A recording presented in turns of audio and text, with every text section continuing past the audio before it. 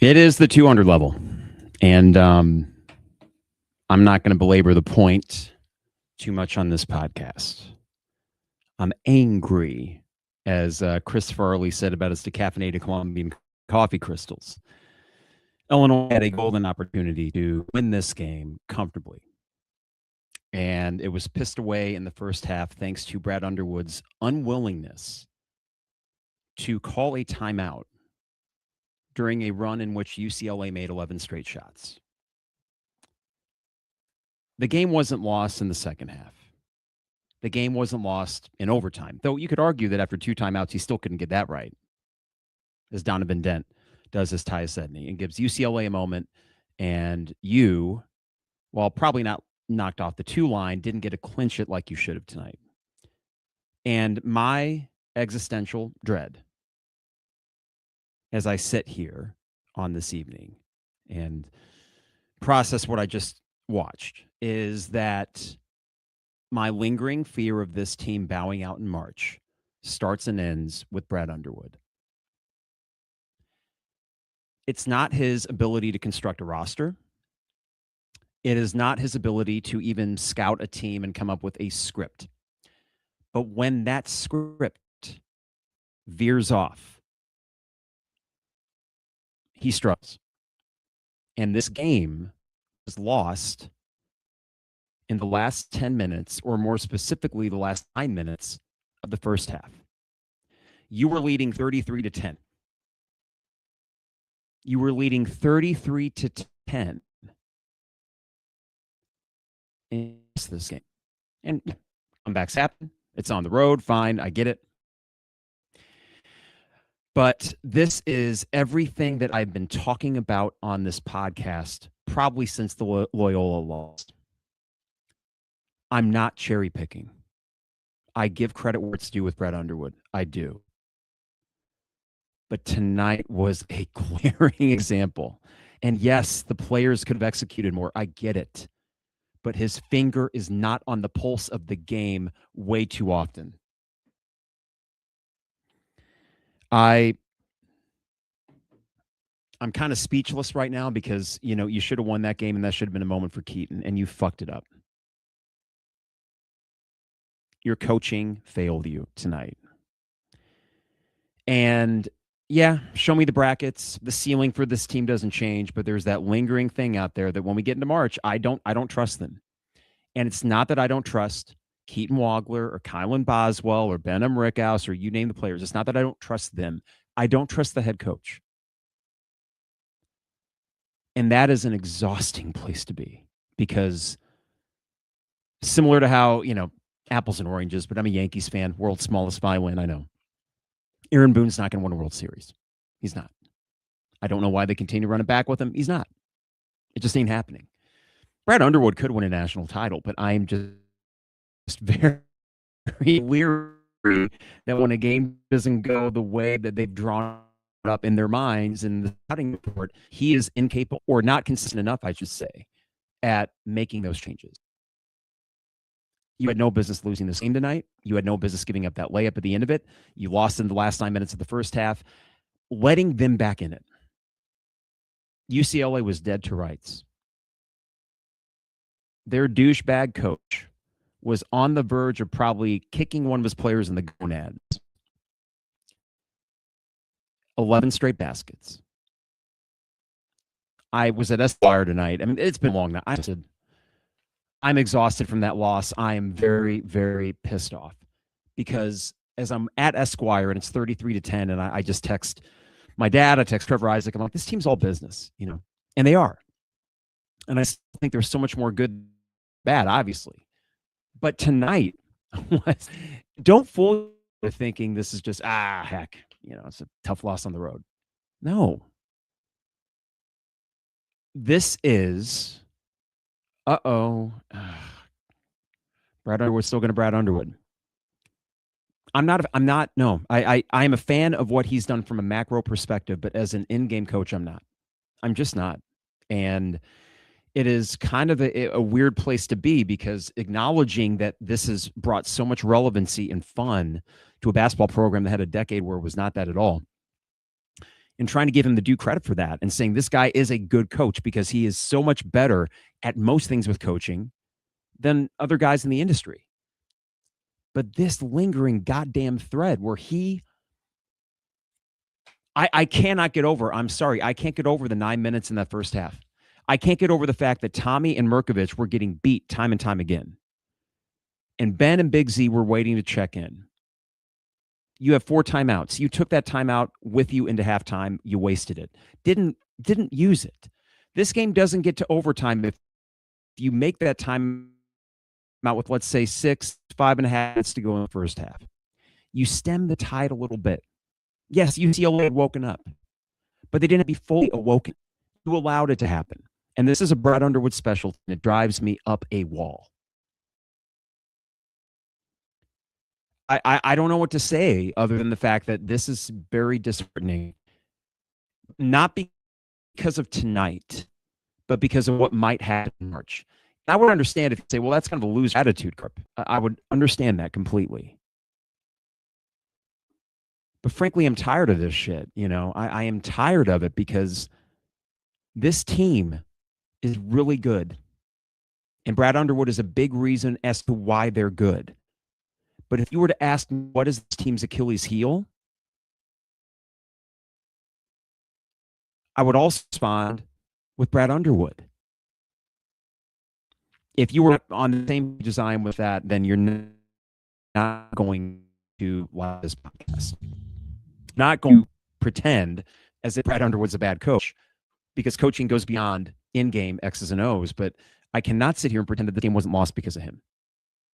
And yes, UCLA got red hot. Why? Why did they get that hot? Might it have been the 11 straight shots and you didn't do anything to stem the tide? I don't know if he was trying to send a message. I don't know if this is 4D chess or checkers or whatever he was thinking. I want my team to go through some adversity and see if they can fight. Okay, I get that when it goes from 23 to 15. Not 23 to 10.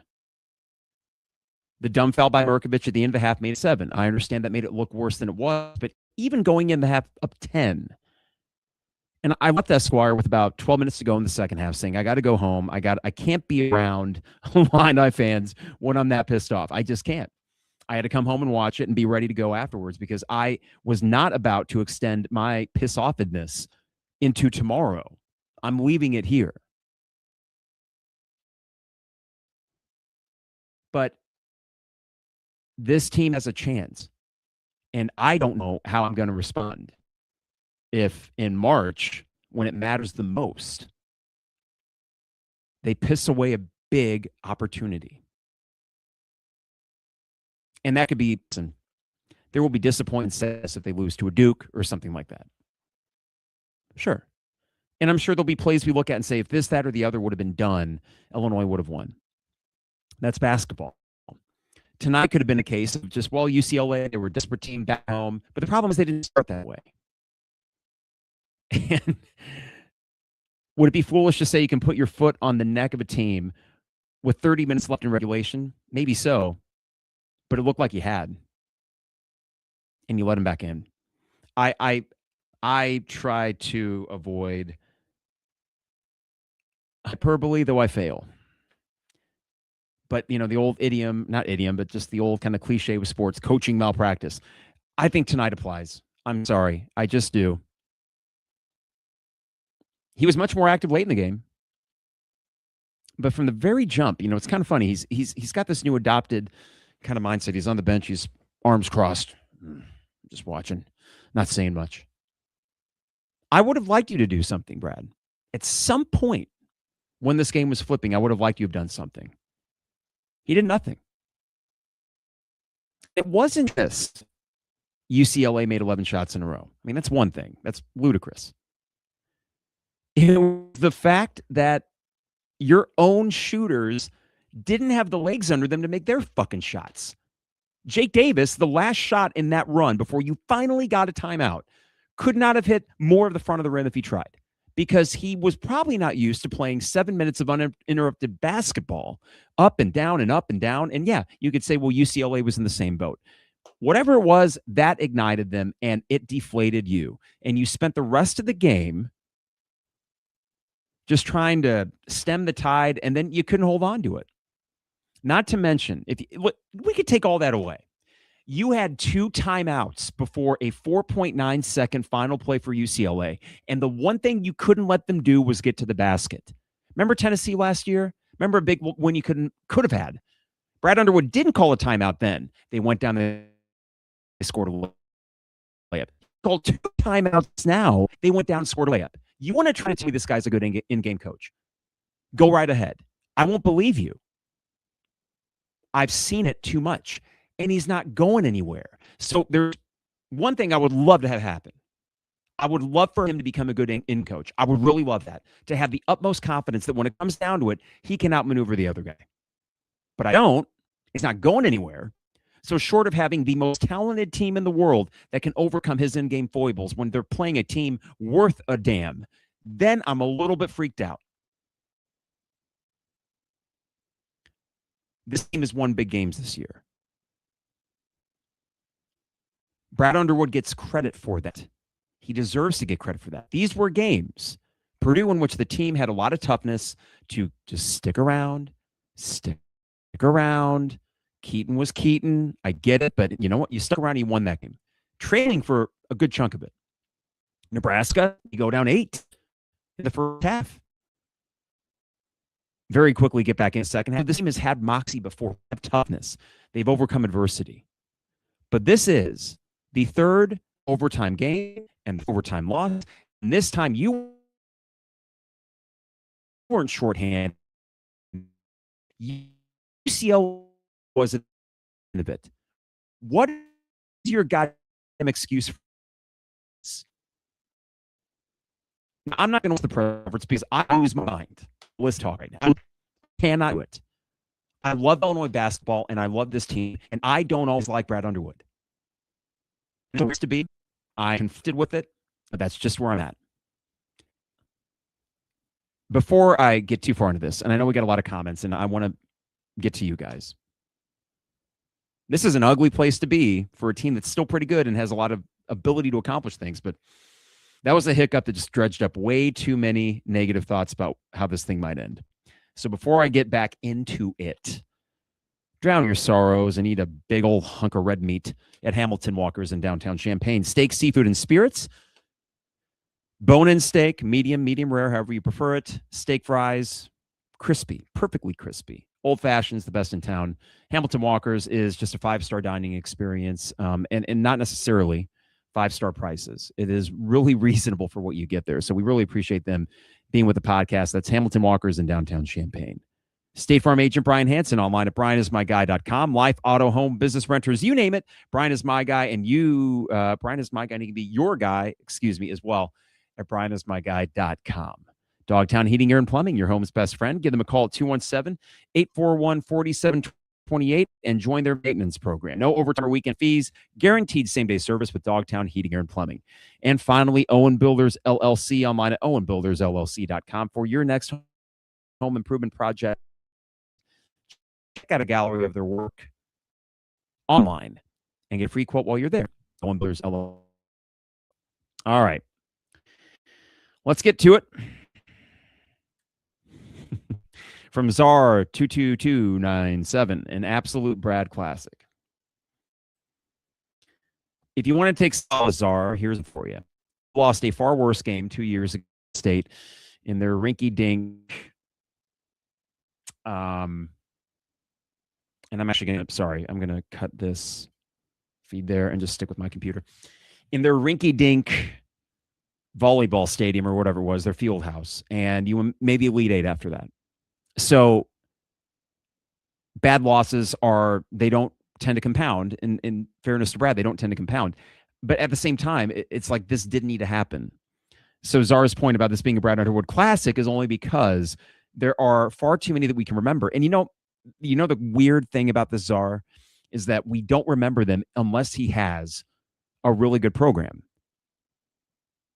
It's just this balancing act. Yes, he's got a really good program. He's got a top 15 program in the country over the last 8-9 years. That is nothing to scoff at. It is a great place to be, and I'm grateful for that. But it's like, dude, head out of butt in certain moments, please.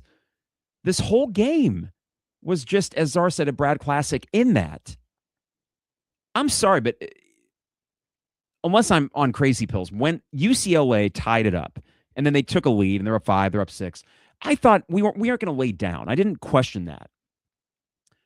But I thought we're not going to win this game. I told Trevor, I will eat a hat. And then you get the Keaton putback. And then you get 2 timeouts, 3 really if you count UCLA. And you let them drive the length of the court and lay it up as time expires. You've got to be shitting me. I can't listen to that man talk right. I'm sorry. I can't do it. I don't want to hear what he says. You can say, if you hear a press conference or radio interview, you can put in the chat thread. I can't hear it right now, though. I'll read it and react to it. It is so mad. Czar, I'm sorry. You say an absolute Brad Classic. This is blowing my mind right now. And this is not going to be my most eloquent podcast, but sometimes catharsis needs to happen. Here's the catharsis I need to share with you right now. It drives me nuts that we have a team that can make hay in March. I have no doubt in my mind they can, just like in 2021.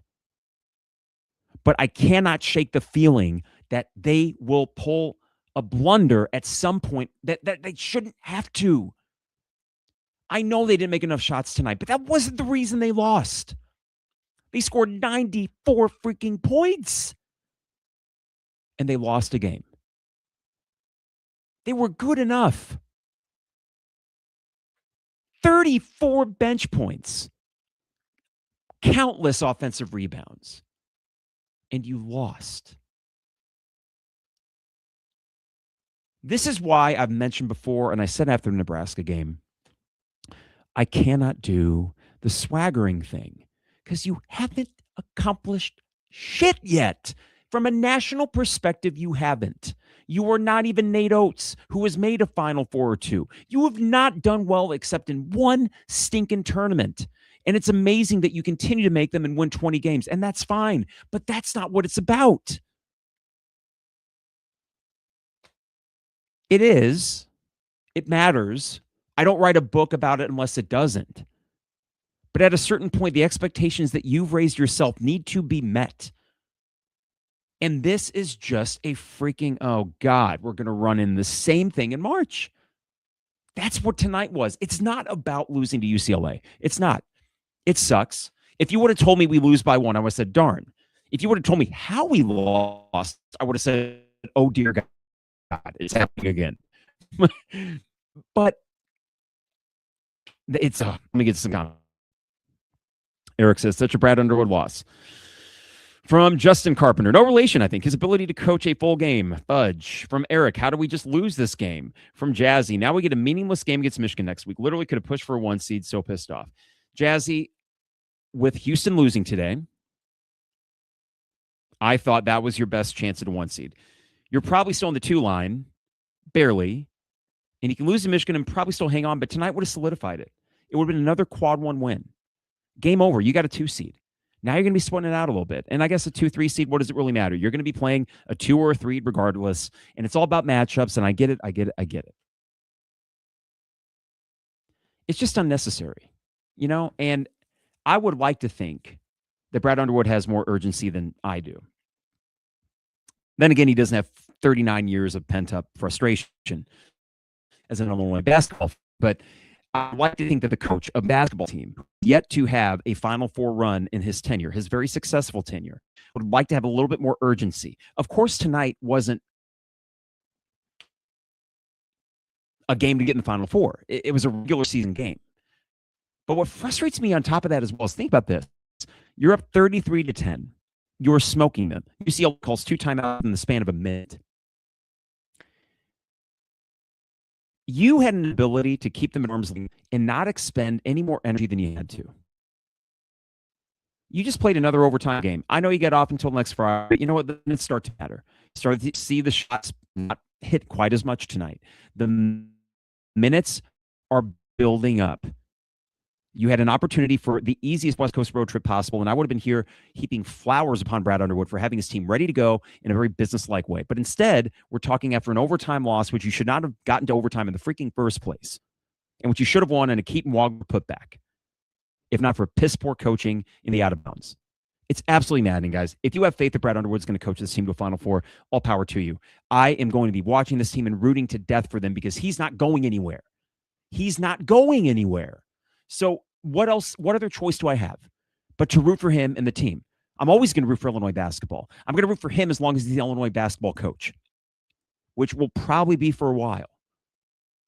But it is just a very suffocating feeling, which, you won a lot of games. Why do you feel suffocated? Because with expectations raised like this, I want them to do more. He is talking and acting like a coach that is a perennial Final Four appearer. Is that a word? No.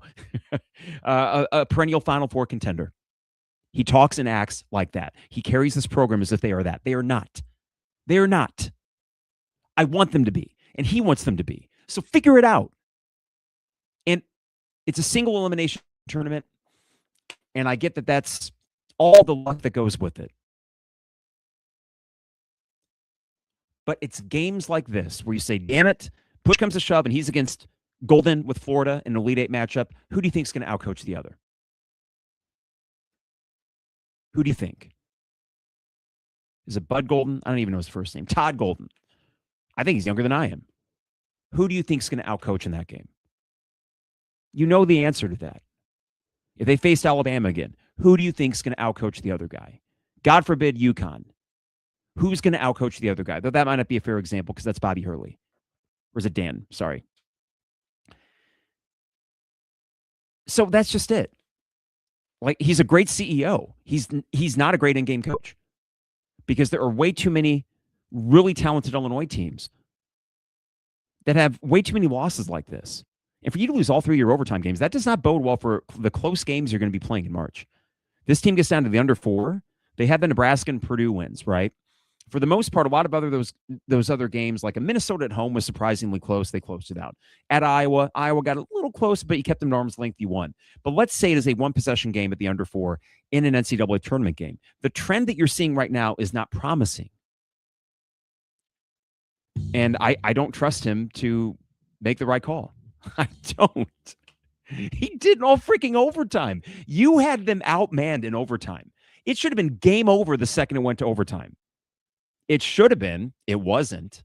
We're all trying to look for the guy who did this. Who could it be? From Greg, what was his timeout for when you let them run the court? I don't know, Greg. You literally, that's one thing you can't let them do. From Fedigator, just a terrible loss. What the hell was Andre doing? I don't know. Not grabbing the rebound. 1 for 5 from the field. Pro, no, not yet. So I'd like to have him back. I like him a lot more than I don't, but bad. Horrible loss from Wogland time. Christopher, horrible coaching. Yes, absolute shit coaching. Justin says, thanks, Carp. He fucked it up big time. Yes, he fucked it up big time. And I'm not going to apologize for the cursing, guys. We live in a day and age where the leaders of the world are saying it, so I could give a shit if I'm saying it here on my podcast about sports. We've crossed the Rubicon with cursing. Not that you guys care. I appreciate you. All right, from TJ. This helps us more than winning by 30. I mean, if you want to talk about building some character, sure. I think winning by 1 helps you more than winning by 30. I'd go with that argument. I don't think any loss helps you. I think, unfortunately, we've seen now that's 3 overtime losses in the last few weeks. 2 of them undermanned. That is a valid reason for why you maybe didn't close those games out. But you were up 12 against Wisconsin with 8 to go. You were up 23, and I know it was 30 minutes to go. This is bad coaching, guys. It is what it is. Let's stop trying to sugarcoat it and say this happens to everybody. Not to everybody with a top 10 caliber roster. Number 4 in KenPom because they have the number 1 offense in KenPom history. And they already have their 6th loss. And meanwhile, other teams are figuring things out. This month has not been Illinois figuring it out. And I fell for the freaking banana in the tailpipe again after your win at USC, thinking, they're back. They're fully. No, I knew this game was going to be tougher. And even if you're 23 points up, I figured UCLA was going to make some punches and get it back towards a double-digit, 10, 11, 12-point game at some point, but not as quickly as they did. And then you just had a dogfight for all the second half. And they kind of punch you in the mouth time and time again. You have enough talent to overcome that. You're better than they are. you've lost to 3 teams that not better than you. Tom Izzo outcoached you. Greg Gard outcoached you. I had to watch Greg Gard outcoach this guy. I had to watch that rage-filled dwarf that coaches, little person, excuse me, that coaches UCLA. I had to watch him after being a dick yet again to the press after a 25-point loss. And you could say, well, it was desperation time, Carp. They really needed that win. Yeah, they didn't look too desperate in the first 10 minutes. This is a bad loss. And it's so frustrating. Can we also go back? This is just circling back to this conversation we had up at the Orange Crush and their frustration with things. And the State Farm Center. I mean, they're going to be pumped up on Friday, slightly less so than before, because the stakes of this game is you lock up a 2 of course to win. But there's no Big Ten title consideration. We kind of knew that going in. And I'll cool off by then, and I'm excited to go. Less so at the moment, but I'll conjure it back up. If you want to know why that stadium and that student section are like, oh boy, it's because it happens too much. I'm done pretending like this is just normal. This is normal. No, you have a top 12, 15, whatever caliber program, and this is not normal for them. I don't go into many games against teams that are also top 15, top 20 caliber, or UCLA, not even freaking ranked, and think that we have a coaching advantage. I think we have a skill advantage. I think that often, if we want to include coaching with scouting, I think that's fair to say yes. I think Illinois does usually have a pretty good scout. But as another example, they're big. Daly, who was 26% from 3 going into this game.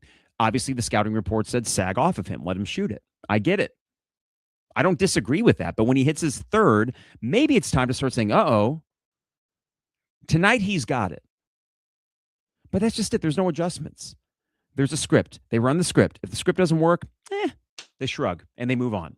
So get ready for that in March. Whether that's second round, Sweet 16, Elite 8, get ready in March. If that script isn't working, you will know fairly early in that game. And today it took 12, 15 minutes of regulation to know that, it's not going the way that they were hoping it to go. This team looks unbelievable when they're up sizably and they can maintain that lead, and often they have this year because they're really freaking good. I hate the idea that this team is not going to accomplish jack squat. It's not going to be a Big Ten regular season title. Okay. Big Ten tournament title, sure. I will take any banner. That is a tangible accomplishment. It's March. Always has been, always will be. But certain teams, like the 22 team with Kofi and those, any tangible thing would have done. We knew that team was not going to make a Final Four, and that's okay. This team could. So there is that added urgency to all of this that makes it a loss like this, not about tonight, but, oh, God, please don't let this happen when it matters more so. From Eric, I don't trust Underwood either. From Bootzilla, you got to stop the ball. Just ridiculous. Also from Justin, that and jacking horseshit threes when you feed in the trenches. Seems like they jacked horseshit threes for 10 minutes. Justin, they did that far too much when their legs were clearly not under them. Oh, why? Because they actually had to hustle for the entire game, despite being up 23 with 10 to go, and the ability to put their foot on their neck. No, instead, it became a ball game. Your legs were not under you to make some of those shots. You were getting to the rim and getting to the line. There were too many of those threes. I know you scored 94, but from Jazzy, you just know this is how we're going to lose in the tournament. Some BS last second full court layup in the round of 32 because we can't create and keep separation from dog shit teams. Well, in fairness, Jazzy, this team still, technically, does not have a bad loss. Now, a quad 2, I think borderline with Wisconsin. And actually, now that I say it, bad is in the eye of the beholder. This team is too good to have lost the Wisconsin game, and they're too good to have lost tonight. In my eyes, those are not good losses. Bad, if we want to play semantics, I would grant you bad because of having a 23-point lead and because of having a 1-point lead with 4.9 seconds to go and the absolute most atrocious inbounds defense I've seen. But Brad's not really one for baseline out of bounds, whether it's offense or defense. Keep that in mind. Since he's been here, he's not really one for effective baseline out of bounds. That has been a recurring thing for 9 years now. And it cost you in this game, along with an extended stretch where he just decided to sit on the bench and let his guys ride it out despite being exhausted because of 7 minutes of unstopped play when Tommy and David were getting cooked. I need to just say Mirkovic. Jesus. All right. M. Brout said Z should have blocked that last layup, maybe, but he didn't. From Wesley, the lack of answers on defense tonight was very, very concerning. Everyone healthy and still no answer. Got to respond Friday. I mean, we'll see. Michigan's coming off a loss. From Christopher, why don't you put someone in on the inbound pass? Well, yeah, you had 5 guys back and it didn't matter. He drove right past you. I mean, there was zero resistance. Absolute bullshit, guys. I'm sorry. That's so bad. From Fedigator, Illinois struggles with smaller and quicker and big bully teams. So I would agree with smaller and quicker for sure. But you see, that's where Michigan State was kind of the combination of both because you had Jeremy Fears as small and quick, and then they had some big brutes that out-rebounded you. From On the Mark, it's tough when you're coming off of a decade of incompetence to complain about we were always a 3 seed in the tournament, but why did we have 3 guys across half court on the final play? I don't know, Mark. By that point, he has his legs under him. He's got momentum. What are those guys past half court going to do? I don't understand. From Czar, this team has to absolutely pray it gets a good matchup in the second game of the tournament or they go out. Well, we'll see, Czar. But the thing is, UCLA would be the type of team you would play in the second round. So there's a fair point. Oh, boy. From Nasir, that is such a Brad Underwood way to lose a game. I know. Greg, no adjustments. From TJ, it is a loser attitude. The program is in a better place. I'm not sure what that's in context to, though, TJ. Sorry about that. We got a lot of comments here. We have about 400 folks out there. And I know that's not the most eloquent. And I know it's a bit profanity laced, but this is just very frustrating. So even Malka Arsis, I hope that's what we got. From Jazzy, Tennessee game, we literally lost the same way to Tennessee last year. Probably time to start accounting for teams trying to drive the ball at the end of the game. Novel idea, I know. Yep. From Pat, Hummer was on fire from 3 in the first half, and Brad takes him out with 5 minutes before the half, right after Keaton got injured. Yes. And it should have been Ben and Big Z, Pat, that came back in that game when Tommy and Mirkovic were getting cooked, and he let it go and go and go.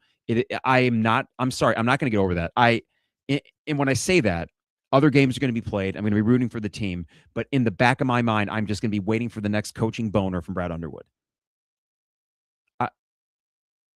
I don't understand what game he was watching.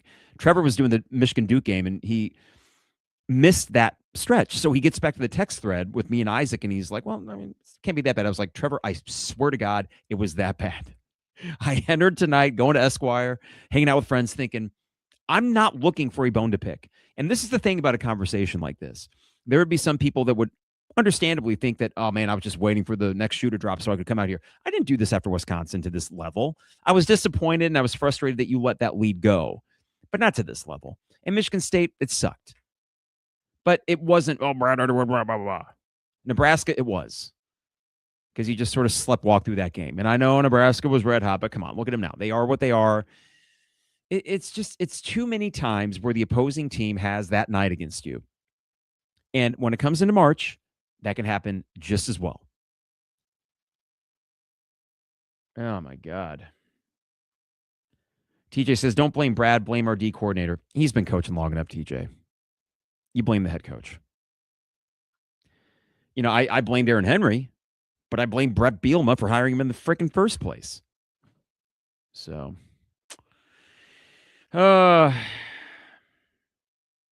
From Greg, really affects team psyche with that kind of loss. I don't think there's any positive to this at all, Greg. I don't, because that's 3 straight overtime games you haven't closed out. That's not positive for psyche. Winning it after Keaton's putback is positive for the psyche. I think they will be fine. Like, they aren't going to be, oh, man, and just stay in their beds until Friday in some sort of like acute depression. But no, this is not good for the team psyche. From K. Andrew, my birthday is March 19th, and I'll be at Disney.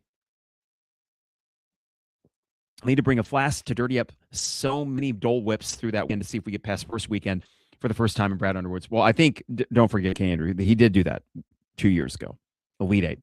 And sure, it was Duquesne, but it was the win in the Sweet 16 against Iowa State was legit awesome. And it was a good game plan, and they executed that game plan. They didn't have to,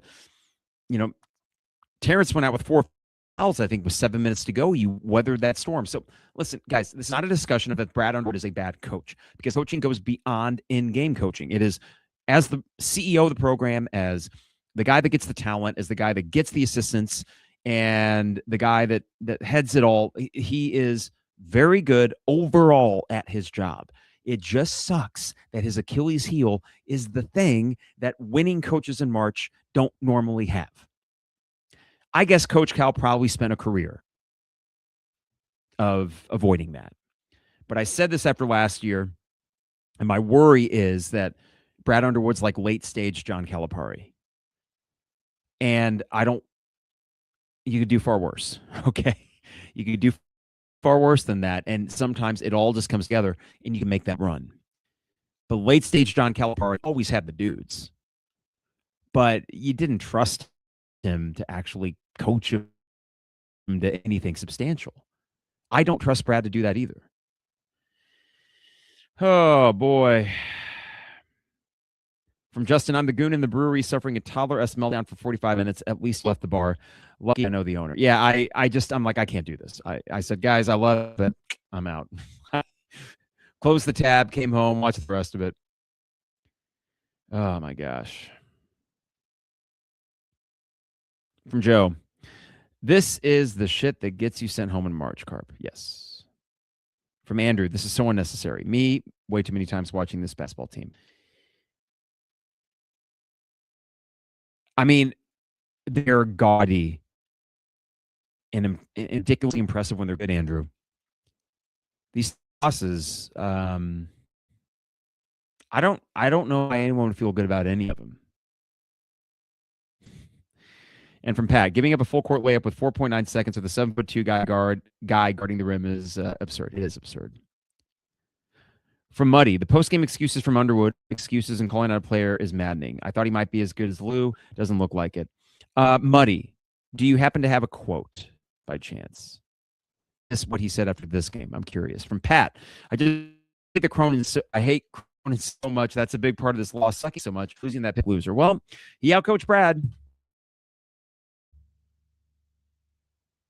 Yes, he is a pick week loser. The guy is notorious and apparently even worse behind the scenes. Which, imagine that. He said to Bilodeau as going into over, what the F were you doing? He literally said that to him.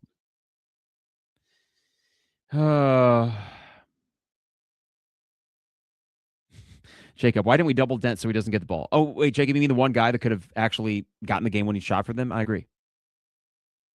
I don't know. That's a good question, Jacob. From Brandon. Hey, Brandon. Correlation between a lot of our losses and bad Merkovich games. Does he mean that much to the team? Granted, he had like 3 touch fouls called on him. Yes, he was bad tonight. And I think there might be something to that, Brandon, though I thought, well, Wisconsin, he started to struggle as well. I thought he was good at Michigan State. But he's your second best player. And he was bad tonight. So, of course, yes, the players are in on this too. But the problem is you have a bunch of good players. You have more than UCLA. You have 23-point lead. You should be able as a coach to somehow find your way to that. And he just sits his ass on the bench. It's amazing. And then he's active as can be in the second half and overtime. So maybe it doesn't really matter. Maybe he should have just kept staying on the bench. Maybe he shouldn't have called 2 timeouts before the last play. Guys, it's ridiculous that you let him score that. It should have been a moment for Keaton, and it's not. From Andrew, anyone notice how angry Crocker looked during game? Seems like he has to sit and watch Brad make a series of bad decisions. I did not notice that, Andrew, but worth keeping an eye on maybe. From Greg, nothing to play for other than a 2 seed. Well, that's still important, Greg, but the thing is, at a 2 seed, you're still at the mercy of whoever the 1 seed is and matchups and all that. Man. From Czar. The thing is, the media treats Brad like he's the king of champagne, so don't look for any tough questions from them. Well, Czar, I am not, obviously, if you listen to this podcast, nearly as big a Brad fan as some media. Now, here's the tricky thing about being credentialed media. You got to have positive relationships with those you cover. And I know that, and I'm not just saying this because he's a friend of mine, but I know that Jeremy has called out Brad Underwood before. But I also know that Jeremy thinks really highly of Brad Underwood. And the thing is, as a coach, and I think that I'm here as the self-professed fanboy thinking, well, yeah, I acknowledge the good stuff, but there's parts of him that drive me batty. You know, they really do. And I would not be a good credentialed journalist for Illinois basketball because I have too much emotion tied up into it. And I don't think that, I'm trying to think what questions you'd ask. I think the questions I would ask that I think are totally fair journalistically are, one, why during their 11 straight made shots was there not a timeout called to get some substitutions in, stop the bleeding? Why not? I would ask that question. I would ask, why was there not a double team or a defender on the inbounder on the last play? I think those are fair. Now, judging based off of his answers to that, then you can respond accordingly as a journalist or on a podcast or whatever. So I would imagine, I would hope those questions get asked. That loss can't happen. That is 2 major blunders. One that took over the span of 7-8 minutes of game time, and the other took place in the span of 4.9 seconds.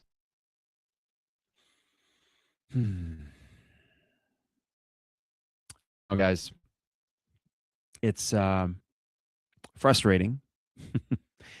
And it's like, well, what? You go to bed right after this? I'm pissed off. Like it's anger mixed with fear. If we're being real about it, it's fear. I also don't like being in a place, and this is my own doing, and I think as a fan base, we have a little bit of this. Making a Final Four would both be joyful and a relief. For most fan bases, it would just be joy. And I'm as guilty of that as anybody. This pressure, and I used to call it on 93.5 fan pressure. And we would joke around about it. It's like, well, what's fan pressure? It's the feeling that you have going into that game of, oh, God, oh, God, oh, God. And with Illinois basketball, I think because of previous disappointments, and more to the point, this is still Loyola. I mean, guys, you might be thinking, Carp, that's 5 years ago. I get it. That is the game that has lingered over the Brad Underwood regime, period. You win that, you are going to the Final Four. The way that bracket shook out, you're going to the Final Four.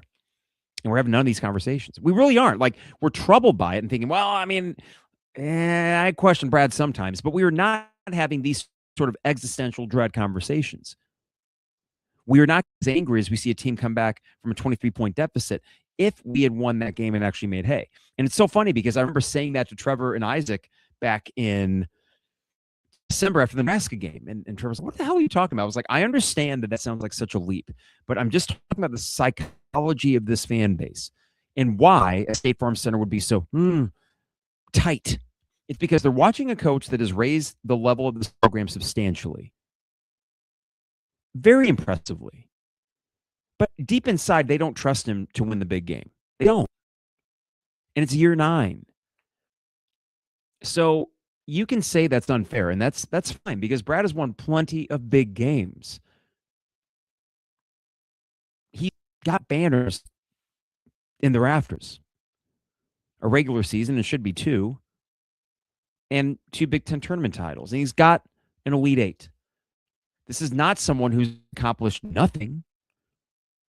But as I've said before, they act and operate like they are a Final Four, perennial Final Four contender. And he hasn't done that yet. So until he does, I don't want to hear it.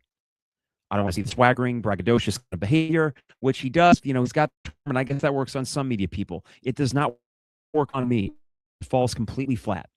Until they actually make hay in March, it falls completely flat. And I know I'm not alone in that. And that is the dilemma. I don't have a lot of trust or faith in it. And that's despite an immensely talented team that he constructed. So what do you do? This is the nuance of it that's really difficult to parse. And if it sounds contradictory, I understand. I understand if it sounds like, well, Carp's just contradicting himself. But no, I don't trust him. And tonight was just bad. And it's acceptable. And on a national stage, yet again, Fox, you did this 2 weeks ago. Lost in overtime. Should have lost either game. Should have lost Wisconsin. Should have lost Nebraska. And you say, what, you think they should be undefeated? Fair point. No. Should have lost Alabama. But, then you could say, well, but they won Purdue and Nebraska. But the problem is, for these 50-50 games, it's starting to tilt the other way now.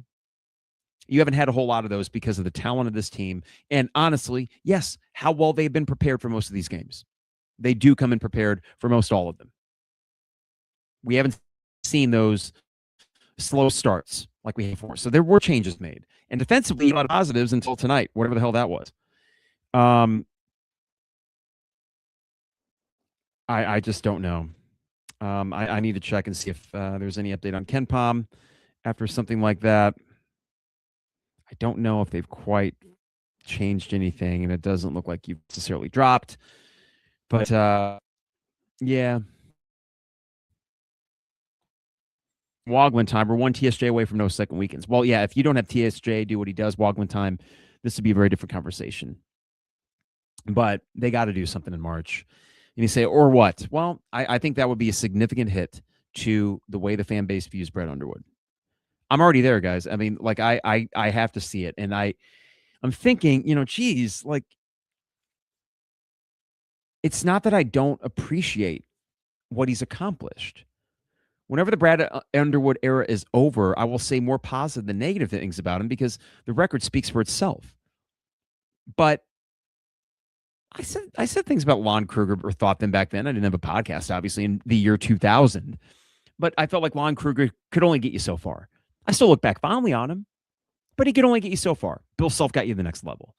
Bruce Weber, excellent X's and O's coach. I still look back fondly on him more than not, though that's a little bit more gray. And Brad Underwood wouldn't be like that. Brad Underwood would go down as one of the better Illinois coaches in program history. But what I've said before, and I'll say it again, is that this program goes beyond any individual coach. So if there are those Brad Underwood fanboys that are just full go, oh man, this guy's amazing, and then they would, poo-poo any sort of criticism about his in-game coaching, then I think they are forgetting about the historical context of this program, which does go beyond any individual coach. Lou had his own issues for most of the 80s, and it took until the 89 team. Yes, they made the Elite Eight in 84, but they didn't do really anything until 89. And that's 5 years, and they had a lot of good teams. I mean, that 5-year stretch between 84 and 89 is probably what the Brad Underwood era has been. You're pretty darn good, and it feels good, but you'd like to do more. But I think it's just the Loyola game. I swear it's set this precedent that we don't know if he's going to win that game in March, and we haven't, even with the Iowa State win 2 years ago, have not been able to really shake that off. That's the tightness in the State Farm Center, among other things, like never having won a national title. That's the frustration boiling over tonight when you see it right in front of you, when you see the game change over minute after minute in the first half, and you think, now we got a ball game. It didn't have to be like this. It was completely unnecessary, and tonight is on Brad Underwood, full stop. Yes, individual players could have done more. I get it. But every now and then you need your head coach to go win you a game by just making some very simple decisions. And he didn't do that. And whatever that last play was, I mean, holy moly. I could belabor this point, but it's time to try to go to bed, which is going to be difficult. But that is immensely frustrating. And I appreciate you all tuning in. Do me a favor, for those that are watching, before you leave if you could like, follow, subscribe. I think we are going to do a midweek pod. I am going to the game Friday. Yes, I'm excited about it. I don't want to think about basketball for a few days. That's why I had to do this tonight. I was not going to wake up tomorrow and talk about this after the fact. Get it out of the way. Expel as much as I can. But here's the thing. I appreciate you for listening and tuning in, despite the increased profanity in language. I did put the explicit tag on. So, if kids got that tag, they can't see it. I know I'm a teacher, but guys, this is a side thing. And it's like, I just, in 2026, I'm not going to pretend for 1 second that me cursing on a sports podcast is a moral issue. It just ain't. So I'm just going to do thing. And taste thing, I understand, but I'm just going to do that. But I appreciate you tuning in. I hope that, if anything, this is catharsis to some degree. And it's not a fun listen, but I am sure that there's a lot of frustration tonight. I know I'm not alone. I know from the comments and this many people watching, there's a lot of frustration. This team can still accomplish a lot. Tonight should have been a whew. And hey, how about Keaton? But after blowing that lead in the first half, it goes back down to that inbounds. And I want them so bad to make a Final Four. I really do. I just don't have much faith that they will. And if you said, well, why not? I'd say, well, I don't trust Brad Underwood. I'd like me 50 minutes to just circle right back to that. But that's the long and short of it. I do not trust Brad Underwood. I appreciate you listening. I appreciate our sponsors, Hamilton Walkers in downtown Champaign, Steak, Seafood, and Spirits. It is that time of year where, weather gradually getting warmer, but it's going to be a cold week coming up. And I've always found the Hamilton Walkers dining room to be extremely cozy with the nice kind of dark lighting. They got those sort of red leather circular booths, which are so cozy. It is a 5-star dining experience with not necessarily 5-star prices. Appreciate them being sponsors of us. This is the second year that we're working with Hamilton Walkers. Also, State Farm agent Brian Hansen. He's been with us from the start. I appreciate Brian as our insurance guy for life and auto. Maybe need to get some property damage on it, but I've been trying to do breathing exercises when I get frustrated. And they do help. But I can't really do them on the air with the podcast. So that's why these words come up. But Brian does life, auto, home, business renters, you name it, whatever your insurance needs, visit online at brianismyguy.com. Dogtown Heating and Plumbing, your home's best friend. Give them a call at 217-841-4728 and join their maintenance program. No overtime or weekend fees and guaranteed same-day service with Dogtown Heating and Plumbing. And finally, Owen Builders LLC for your next home improvement project. Check out a gallery of their work online at owenbuildersllc.com. Try to get some sleep tonight, everybody. I appreciate you. I really do. I enjoy doing this, even if this wasn't fun. And there are times where when I feel like I'm not quite latching into the same fandom that I used to, or the same joy that I used to with sports, and maybe that's unique to college sports with NIL and all that. There are occasional times where I question, do I want to keep doing this? And there might be a day where I'm just like, I just don't want to talk sports. I'll watch them and enjoy them, but law of diminishing returns kind of thing. But in the moment, and in a moment like this, it is actually beneficial for me to come on and do this. And the fact that you guys would even bother to listen does mean quite a bit. So what I will promise you is this. I can't promise that I'm going to keep it PG when bad things happen, but I promise I will never tell a lie. And that will be to a fault in my own detriment sometimes, but I am kind of incapable of that. I will be real in my reaction. I will acknowledge when I make mistakes, which I often do. But thank you guys for giving me a platform, and it's still fun, and this is still a good team. But tonight was immensely frustrating. Have a good rest of your week, everybody, and we'll talk to you soon. It is the